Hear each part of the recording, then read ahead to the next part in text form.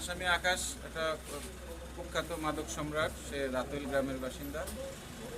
তার নামে ইতিপূর্বে আরও ৬-৭টা মামলা আছে আমাদের রেকর্ড পর্যন্ত দেখেছি। এবং গত রাতে আমাদের সিনিয়র সহকারী পুলিশ সুপার আমাদের মুকসুদপুর সার্কেল স্যারের নেতৃত্বে আমরা সকলে একটি অভিযান চালাই এবং ওই অভিযানে তার নিকট থেকে তার বের করে দেওয়া মতে তার ঘর থেকে 10,205 পিস ইয়াবা ট্যাবলেট এবং 2 কেজি গাঁজা সহ মাদক বিক্রির যে টাকা 4,26,800 টাকা, এটা আমরা উদ্ধার করি।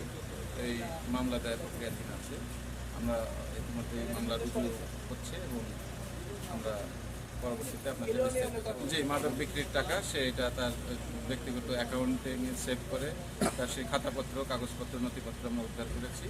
সেই অনুযায়ী নিয়মিত যে মাদক বিক্রি করে তার যে সাব ডিলার বা রিসেলারদের কাছে সেই খাতাপত্র চক্র পুরোপুরি চক্র।